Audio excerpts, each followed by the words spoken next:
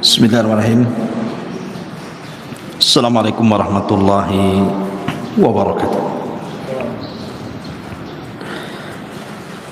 Alhamdulillah wassalatu wassalamu ala Rasulillah wa ala alihi wa sahbihi wa mawalah wa la hawla wa la quwata illa billahi wa ba'd. Alhamdulillah, di pagi menjelang siang ini kita bisa duduk untuk berthalabul ilmi, dan pembahasan di pagi menjelang siang ini kita akan membahas perkara akidah yang wajib diimani dan diyakini seorang muslim dan muslimah, tentang siapakah orang yang akan diberatkan hisabnya pada hari kiamat. Ma'asyiral muslimat yang dimuliakan Allah Subhanahu wa taala, kita tahu bahwa di antara peristiwa-peristiwa hari kiamat atau peristiwa-peristiwa hari akhir itu banyak yang akan dilalui manusia. Secara singkat, pertama, manusia dibangkitkan oleh Allah Azza wa Jalla dari kubur-kubur mereka, dan mereka harus lama berdiri menanti dari pengadilan Allah Subhanahu wa taala di padang mahsyar. Kemudian setelah itu ada pembentangan catatan. Kemudian di sana ada syafaat. Kemudian juga di sana ada hisab. Kemudian pembagian catatan, pembacaan catatan, manusia akan dikelompokkan bersama para sesembahannya. Kemudian juga akan dibentangkan padanya titian siratal mustaqim. Kemudian juga ada qisas, sampai akhirnya Allah dimasukkan ke dalam surga dan neraka. Itulah peristiwa-peristiwa secara singkat. Adapun tartibnya seperti apa, wallahu a'lam. Tapi peristiwa-peristiwa ini akan dialami semua manusia. Tapi yang kita akan fokuskan kajian di pagi menjelang siang ini bicara soal hisab. Wabil khusus lagi bicara soal orang-orang yang diberatkan hisabnya pada hari kiamat. Ma'asyiral muslimat yang dimuliakan Allah Azza wa Jalla, tetapi sebelum kita bahas siapa orang-orang yang akan diberatkan hisabnya pada hari kiamat, kita harus paham dulu tentang hal-hal yang menyangkut masalah hisab ini. Kenapa sampai ditegakkan hisab? Apa saja perkara-perkara yang menyangkut dengan hisab? Siapa orang-orang yang pertama dihisab? Dan siapa yang diberatkan hisabnya? Tentu ini pembahasan yang cukup panjang, tapi saya akan berusaha untuk menyingkat. Ma'asyiral muslimat yang dimuliakan Allah Azza wa Jalla, yang pertama yang perlu dipahami bahwa tegaknya hisab ini berdasarkan keadilan Allah. Ingat, tegaknya hisab ini berdasarkan keadilan Allah, bukan kezaliman. Karena Allah suka keadilan dan tidak suka kezaliman. Maka siapapun ketika di dunia menghabiskan waktu-waktunya untuk beribadah kepada Allah Azza wa Jal, berzikir, membaca Al-Quran, salat, zakat, sedekah, silaturahim, dan apapun sebutkan ibadahnya, maka semua ada hisabnya, ada balasannya, sehingga tidak ada yang sia-sia di dunia ini. Sekecil apapun kebaikan tidak akan sia-sia. Wa man ya'mal mithqala dzarratin khairan yarah. Lah sebagaimana orang-orang yang berlaku baik di dunia ada hisabnya, begitu juga para pelaku kezaliman, para pelaku dosa dan maksiat, semua ada hisabnya. Sekecil apapun dosa ada hisabnya.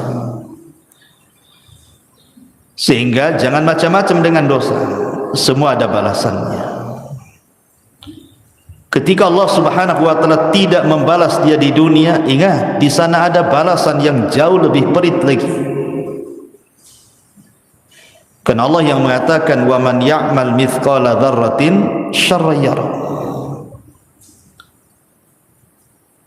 Ini yang pertama, bahwa hisab itu didasari keadilan Allah, bukan kezaliman. Allah Maha Adil. Yang kedua, seorang hamba pada hari kiamat akan dicukupkan semua amalannya, semua balasannya, tidak ada yang dikurang sedikit pun. Di dunia kalau kita membalas kebaikan orang, terkadang balasan kebaikan kepada orang itu tidak sebagaimana kebaikan orang itu kepada kita, kan? Ada saja kurangnya. Tetapi di akhirat tidak. Kebaikan akan dibalas sesuai dengan kebaikan yang dikerjakannya, sebagaimana keburukan juga akan dibalas dengan keburukan yang dikerjakannya. Dan Allah tidak akan pernah mengurangi itu. Kemudian yang ketiga, bahwa kelak pada hari kiamat manusia tidak akan menanggung dosa orang lain. Manusia itu tidak akan menanggung dosa orang lain. Dia hanya mempertanggungjawabkan dosanya saja. Dosa orang lain ditanggung orang lain. Tidak ada urusan dengan kita. Wala taziru waziratun wizra ukhra. Dan seseorang itu akan menanggung dosanya masing-masing. Kemudian yang nomor 4, yang berkaitan dengan hisab pada hari kiamat adalah jabrun naqsi fil faraidi minan nawafil. Bahwa hal-hal yang sifatnya lalai seseorang dari melaksanakan kewajiban, umpamanya ibu sholat wajib, lalai dalam sholat wajibnya, tidak khusyuk, kurang tumak nina, dan begitu seterusnya, maka akan ditempel oleh amalan-amalan sunnah. Maka amalan-amalan sunnah itulah yang akan menempel kekurangan kewajibannya, dan itu masuk pada hisab. Seperti sholat sunnah rawatib, atau kalau dalam puasa Ramadan ada puasa di bulan Sya'ban atau puasa Syawal, dan begitu seterusnya. Kemudian juga hisab juga, yang nomor 6 ya, hisab juga kelak pada hari kiamat akan diletakkan 2 timbangan, timbangan kebaikan dan timbangan keburukan. Mana-mana timbangan kebaikan lebih berat, maka dipastikan dia masuk surga. Mana-mana timbangan keburukan yang lebih berat, dipastikan masuk neraka. Mana-mana yang kemudian seimbang antara kebaikan dan keburukannya, maka dengan syafaat dan rahmat Allah dan atas kehendak Allah juga bisa saja Allah masukkan ke dalam surga. Kemudian yang nomor 7 juga di antara hal yang berkaitan dengan hisab pada hari kiamat bahwa niat yang baik, ibu punya niat dan belum diamalkan kebaikan itu, maka tetap akan ada hisabnya pada hari kiamat. Sebagaimana niat jahat kemudian belum melakukannya dan ditinggalkannya, baik karena Allah, baik karena lemahnya dia melakukan atau karena tidak sukanya dia melakukan, semua ada hisabnya pada hari kiamat. Jadi niat saja ada hisabnya. Maka hati-hati soal niat ini, jangan sembarang niat. Kemudian juga yang nomor 7, di antaranya adalah ada seseorang yang berbuat kebaikan di dunia. Kebaikan itu kan bermacam-macam nilainya, Bu ya. Ada satu amal itu satu kebaikan. Ada satu amal itu 10 kali lipat kebaikan. Ada satu amal itu dilipat gandakan menjadi 700 kali lipat kebaikan. Ada amalan itu yang tanpa batas lipatannya. Semua akan dihisab. Semua ada balasan. Sebagaimana dosa juga ada yang satu dosa itu dilipat gandakan, dosanya sama, tetapi terkadang dilipat gandakan. Maksiatnya sama tapi terkadang dilipat gandakan dosanya. Seperti orang yang melakukan dosa di asyuril hurum, umpamanya di bulan-bulan hurum, itu kan beda ketika dia melakukan di luar bulan hurum. Atau orang yang bermaksiat di Mekah akan berbeda dosanya kalau dia bermaksiat di luar Mekah, walaupun satu jenis dosanya, tetap ada hisab. Ma'asyiral muslimat yang dimuliakan Allah Azza wa Jalla, termasuk juga berkaitan dengan qisas pada hari kiamat,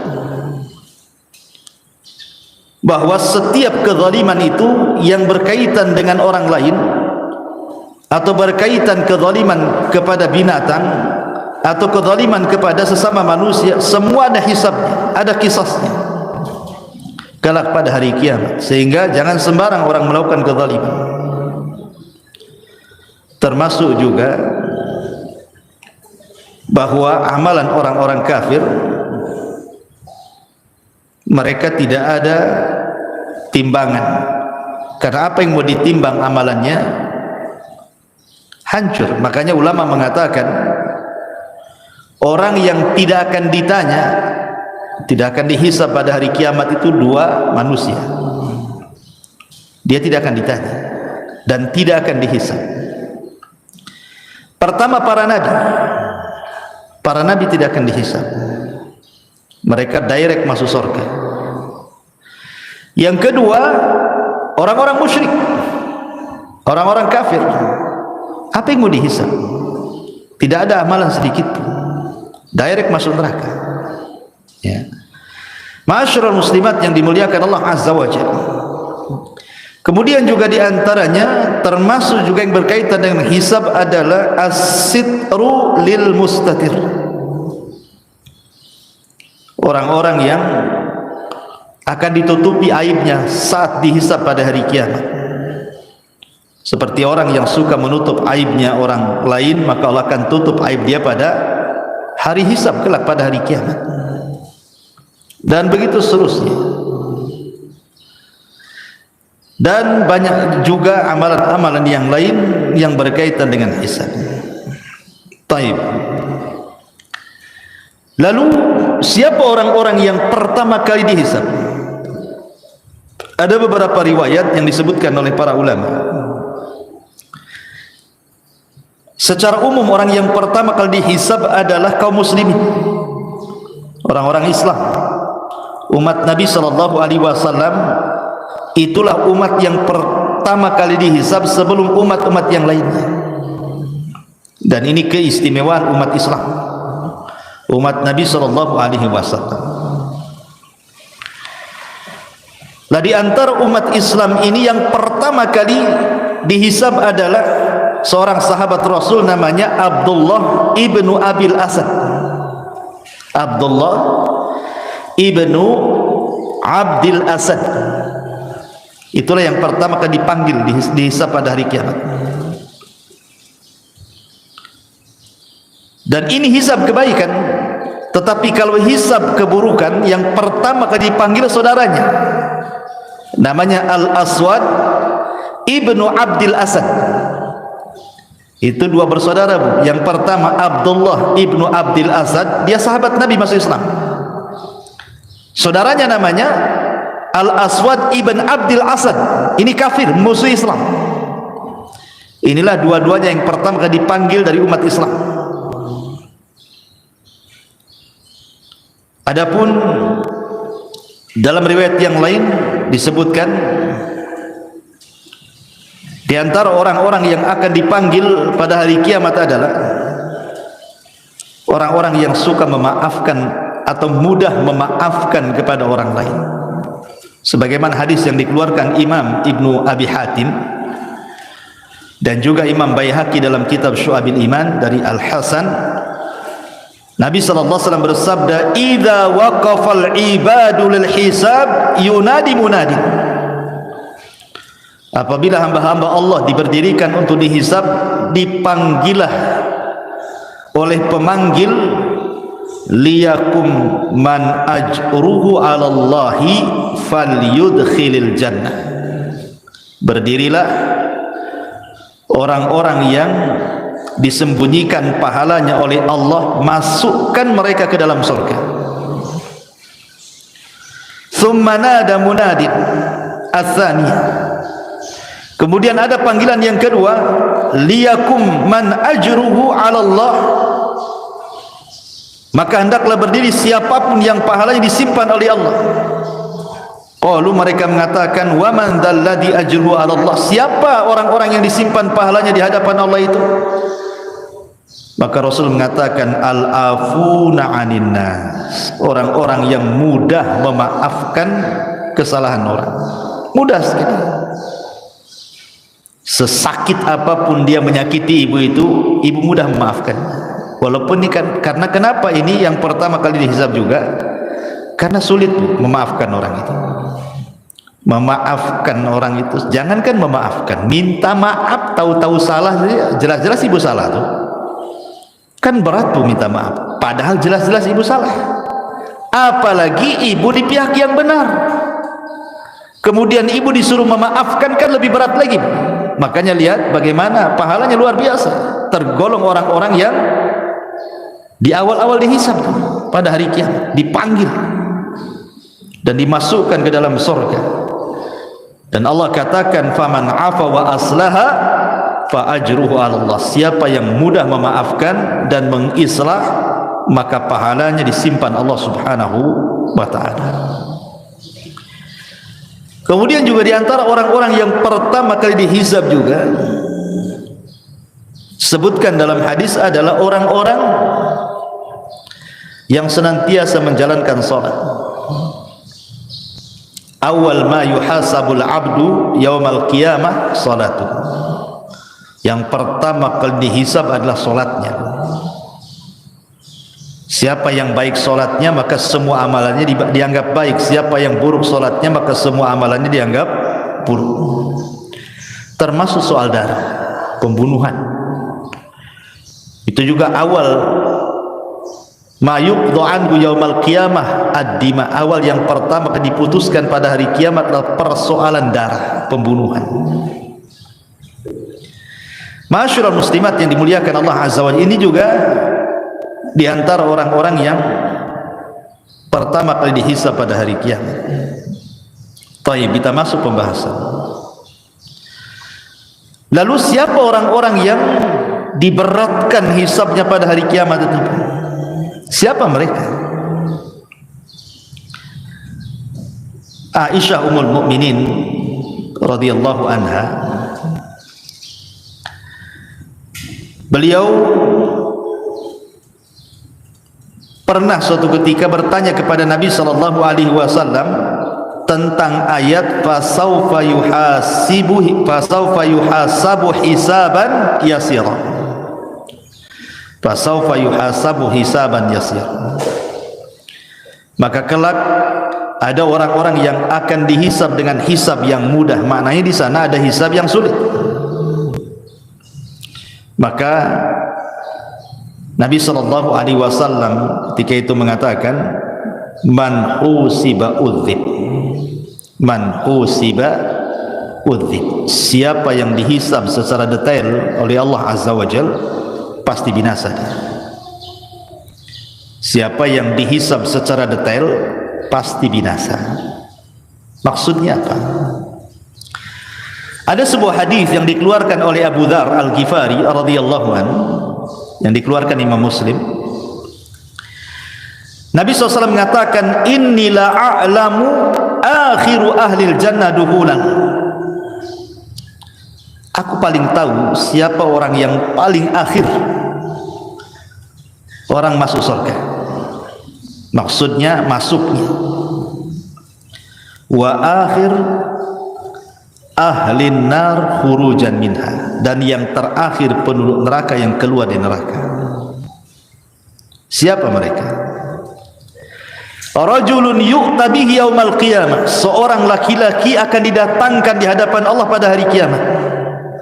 Fayuqal, dan dikatakan, i'ridu alaihi sighara dhunubihi, tampakkan kepadanya dosa-dosa kecilnya.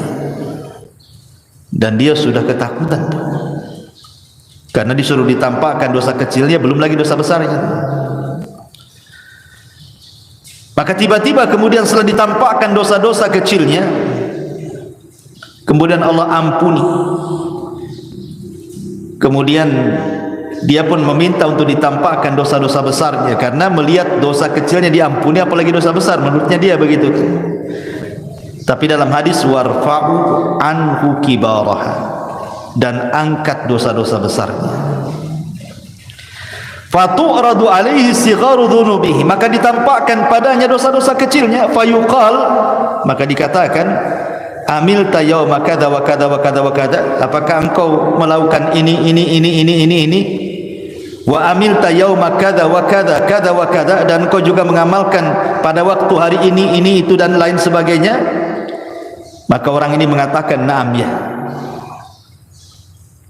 na'am ya, la yastati'u an yunkira wa huwa mushfiqun min kibari dhunubihi an tu'rada alaihi. Dan dia tidak bisa ingkar, tidak bisa mungkir dari dosa kecilnya, dia mulai ketakutan dengan dosa besarnya. Fayuqal, maka dikatakan padanya, innalaka makana kulli sayyi'atin hasanah, bagimu telah dihilangkan perbuatan burukmu dan diganti dengan kebaikan. Maka orang ini mengatakan, Rabb, qad amiltu asya'a la araha hahuna, ya Rabb, aku sudah mengamalkan sesuatu yang aku tidak bisa melihatnya di sini. Falaqad ra'aitun nabiyya sallallahu alaihi wasallam dhahika hatta badat nawajib. Kata Abu Dzar, aku melihat Rasul tertawa sampai gerahmnya nampak. Maksudnya apa hadis ini, Bu? Hadis ini menjelaskan tentang hisab yang mudah. Hisab yang mudah itu adalah hisab yang tidak ada rincian secara detail. Jadi kalau ibu dipanggil, ibu tidak ditanya soal rincian-rincian dosa, tetapi ibu hanya ditanya dosa-dosa kecil saja. Kemudian setelah ditanya, ibu mengakui dosanya, maka Allah mengatakan, dosa yang kecil yang ibu lakukan aku ganti dengan kebaikan. Dia sudah mulai ketakutan tuh, tetapi setelah dia mendengar bahwa dosa kecilnya diganti kebaikan, kemudian dia berpikir bagaimana dosa besar. Maka Allah Subhanahu wa ta'ala tidak mempermasalahkan dosa besarnya. Inilah yang disebut dengan hisaban yasira, namanya, Bu, ya, hisabnya mudah. Hanya ditampakkan amalannya saja, suruh mengakui tanpa ada perdebatan, dan tidak dirinci. Hanya sebagian kecil dosa saja ditanyakan, dan dosa-dosa yang lain dianggap ditutup. Ini kan luar biasa.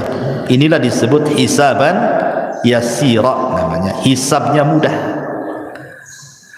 Tapi kalau hisabnya berat, hisabnya sulit, Inilah hisab yang seseorang akan selama kehidupannya itu akan diaudit seluruh amalannya,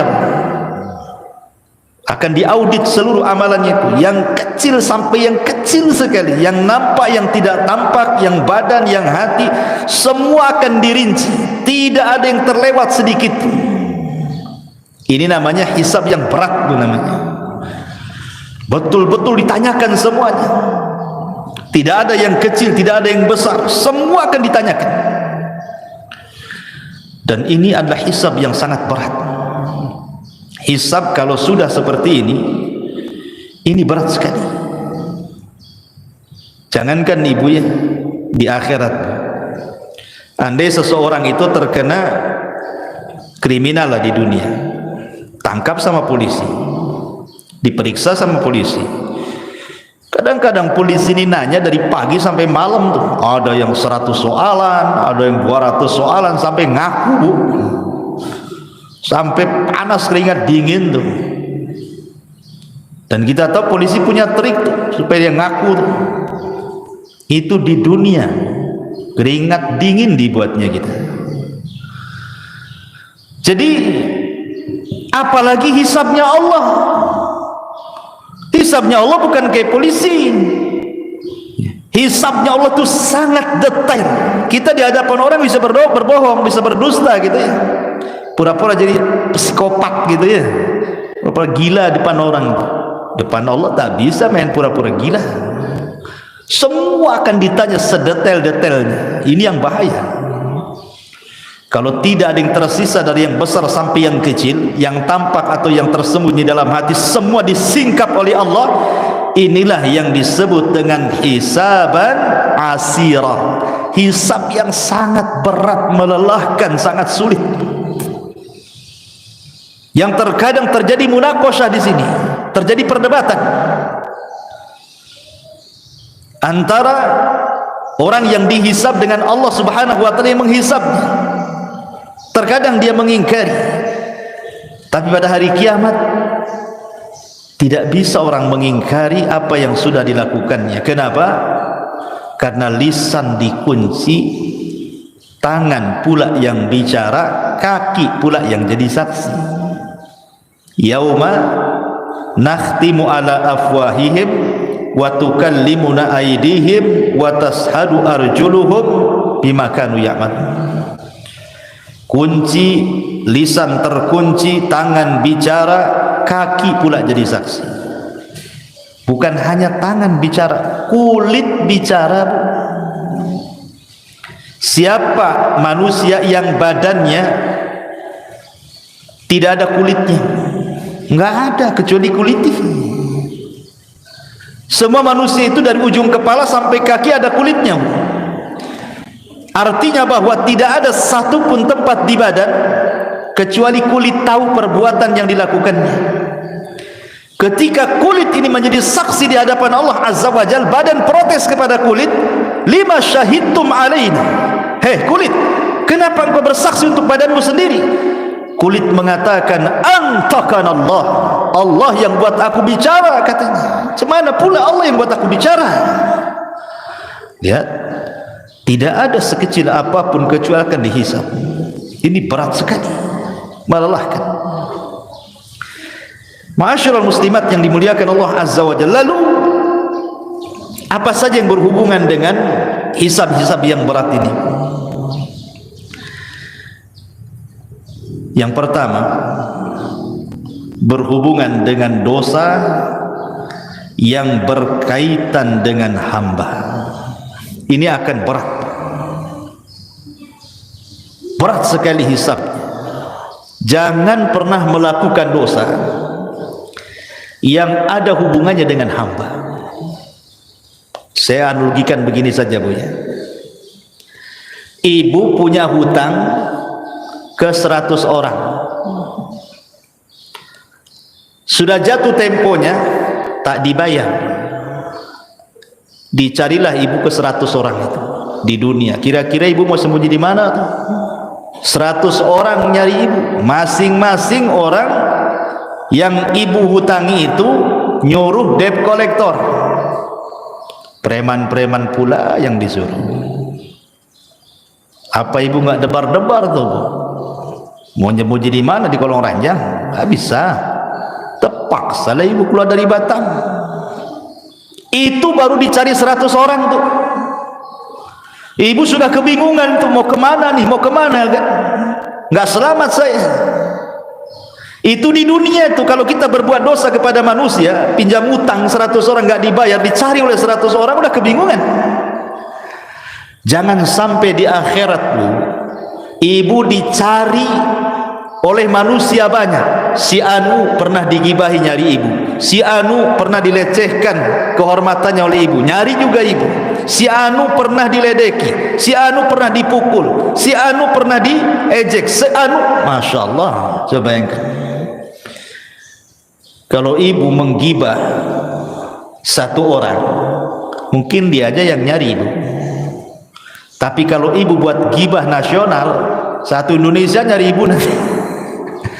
Ada, jangan gibah-gibah jamaah, nanti satu jamaah yang nyari. Itu baru dosa gibah, dicari orang yang digibahinya kan, Bu. Belum dosa-dosa yang terkait dengan manusia itu di luar daripada gibah. Ngambil tanah orang, itu pun akan dicari sama yang punya tanah itu pada hari kiamat. Apalagi menghina orang akan dicari juga, itu akan sulit hisabnya. Makanya kenapa orang yang seperti ini disabdakan oleh Nabi sallallahu alaihi wasallam, atadruna mal muflisu hadhil ummah. Kata Nabi sallallahu alaihi wasallam, kalian tahu siapa muflisnya umat ini? Muflisnya umat ini, maksudnya muflis di sini bangkrut, Bu, orang yang bangkrut pada hari kiamat. Sahabat polos, bukan disangkanya orang bangkrut usahanya yang bangkrut. Ya kata sahabat, ya orang muflis itu man la dirhamalahu wala mata, orang yang gulung tikar usahanya, orang yang tidak punya modal, habis semua, nggak ada barang, nggak ada uang, itulah barangku bangkrut katanya. Kata Rasul, bukan itu. Tapi orang yang bangkrut ini, kata Rasul, innal muflisa min ummati yaumal qiyamati man ya'ti yaumal qiyamati bi salatin wa siyamin wa zakatin wa ya'ti qad syatama hadha wa qadhafa hadha wa akala mala hadha wa safaka dama hadha wa dharaba hadha. Orang yang bangkrut pada hari kiamat itu, satu sisi dia bawa pahala salat, bawa pahala puasa, bawa pahala zakat dan pahala-pahala ibadah yang lainnya. Sisi lain dia zalim pula sama orang, pernah mencaci si fulan, pernah menuduh si fulan, pernah makan harta si fulan, pernah membunuh darah si fulan, pernah memukul si fulan. Lihat, di sini ada 3 soalan berkaitan dengan zalim kepada orang. Dosa lisan, dosa perbuatan, dan dosa hati. Ya. Adapun dosa lisan seperti mencaci, memaki, menuduh, ini dosa lisan ini. Menggibah, apalagi dosa lisan banyak, mengejek, baik dengan mata, dengan isyarat, dengan lisannya gitu ya. Macam-macam. Ataupun dengan perbuatan, memukul, membunuh, ya, mengambil harta orang. Ataupun dengan hati, hasad kepada orang, benci kepada orang, dendam kepada orang, dan begitu seterusnya, Bu. Semua akan dicari ibu gara-gara dosa 3 perkara ini. Dan ini akan menyulitkan hisab ibu nanti pada hari kiamat. Makanya di dunia, siapa yang di dunia sedikit dicari orang, maka dia akan dimudahkan hisabnya pada hari kiamat. Kalau di dunia banyak dicari orang, maka di akhirat pun akan dipersulit hisabnya. Maka persedikitlah melakukan dosa kepada manusia, supaya jangan dituntut banyak-banyak orang. Sehingga dari sini apa? Jaga lisan dan jaga perbuatan. Al-muslimu man salimal muslimuna min lisanihi wa yadi. Seorang muslim itu yang selamat orang muslim lain dengan lisan dan tangannya. Sedikitkan, Bu. Ya, gibah kurangi. Kalau bisa janganlah, bukan dikurangi. Jangan. Kalau dikurangi masih gibah namanya.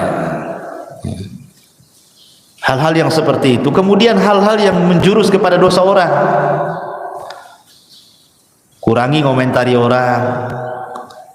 Jangan kepo. Apa Bu kepo?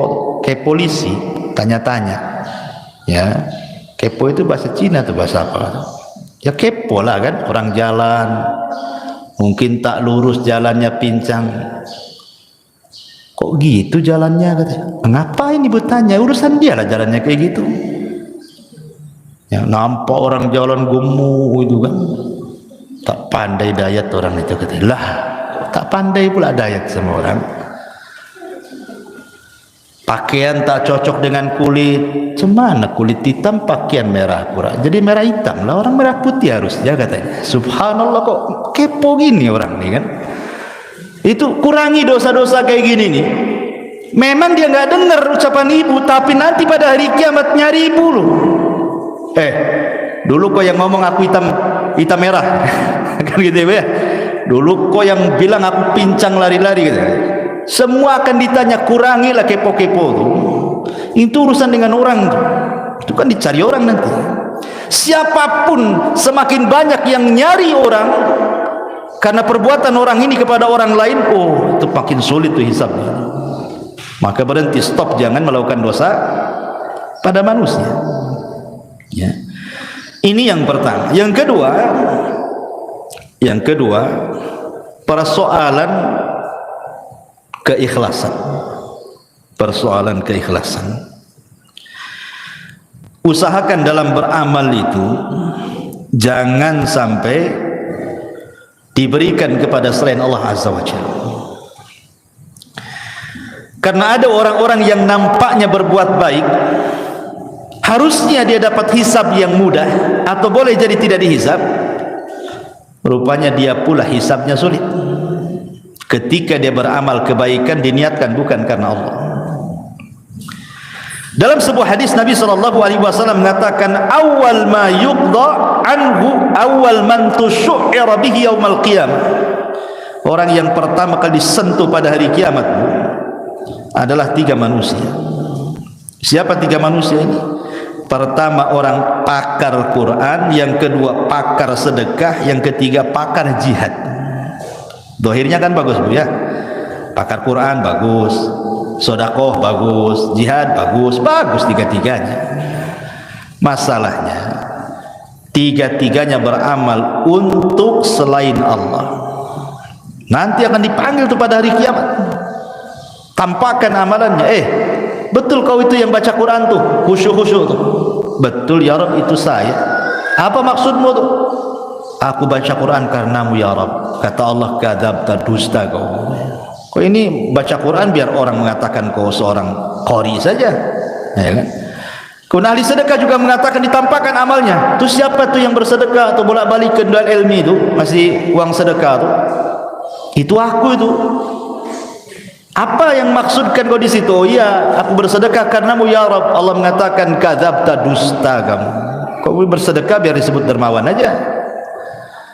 Seorang mujahid ditampakkan amalannya. Itu siapa itu yang perang pemberani itu? Hebat kali dia perangnya, banyak dibunuhnya musuhnya. Itu aku ya Rabb katanya. Untuk apa kau di situ? Qataltu fika ya Rabb. Aku berperang karenamu. Allah katakan kadzabta, dusta engkau. Kau ini berperang supaya orang mengatakan kau pahlawan aja tuh. Jadi lihat amal-amal seperti ini bahaya. Ini memberatkan hisab. Ya. Kemudian juga hal-hal yang memberatkan juga selain daripada perkara-perkara ketidakikhlasan. Amalan ini bukan karena Allah Subhanahu wa taala gitu ya. Termasuk juga Bu, ada amalan-amalan itu yang kalau bisa dihindari. Karena ini berat azabnya pada hari kiamat. Contohnya apa? Contohnya umpamanya Rasul mengatakan salasatun la yanzurullahu azza wa jal yaumal qiyamah. Allah tidak akan melihat kepada 3 orang ini pada hari kiamat. Siapa mereka? Al-aqu liwalidayhi. Ini juga yang berat hisabnya. Orang yang durhaka kepada orang tua. Orang yang durhaka dengan orang tua. Besar dosanya, hisabnya juga berat. Wal mar'atul mutarajjilatu, ataupun laki-laki yang menyerupai perempuan yang menyerupai laki-laki atau sebaliknya, LGBT. Dan sekarang banyak perempuan yang menyerupai laki-laki, ngomong digede-gedein, pakaian dibuat kayak laki-laki, pakai jas, pakai jin dibawa-bawa di kakinya coba. Jadi ada pakaian diketat-ketatin, ngapain coba? Itu bukan kodratnya perempuan. Ini besar nih ikobnya pada hari kiamat. Ataupun dayuth, kepala rumah tangga yang tidak punya kecemburuan sama sekali. Nggak punya kecemburuan, nggak apa-apa mau istrinya maksiat, mau anaknya maksiat, nggak peduli dia. Dayus, hati-hati. Ini juga besar dosanya. Ya, dan berat hisabnya juga ya. Ataupun sebagaimana Nabi SAW mengatakan al-mannan, dalam riwayat yang lain mannan, suka menyebut-nyebut pemberian ya. Atau dalam riwayat yang lain 3 orang yang tidak akan diajak bicara Allah pada hari kiamat dan bahkan tidak akan dibersihkan. Syekhul zanin, orang tua yang berzina, malikun kadzab, penguasa para pendusta, dan orang miskin sombong. Saya ini heran kalau ada orang miskin sombong tuh, udah miskin sombong lagi kan gitu. Kalau orang kaya sombong wajar lah kan dia. Ada yang disombongkan kaya, orang miskin sombong, apalah yang disombongkan itu? Tak tahu diri itu namanya. Ini besar dosanya, ya. Dan banyak lagi, ya, orang-orang yang sombong nanti pada hari kiamat juga akan dikumpulkan dan dijadikan seperti semut. Inilah diantara keterangan para ulama bahwa nanti pada hari kiamat itu semua akan dihisab di hadapan Allah, termasuk juga Allah mengatakan latus alunna yauma idzin anin naim, karena akan ditanya pada hari kiamat soal nikmat. Semua nikmat itu akan ditanya, yang kecil, yang besar, semua akan ditanya di hadapan Allah Subhanahu wa ta'ala. Wallahu a'lam. Ini yang bisa sampaikan. Subhanakallahumma bihamdika asyhadu an la ilaha illa anta astaghfiruka wa atubu ilaik. Allahu ta'ala alam. Assalamualaikum warahmatullahi wabarakatuh.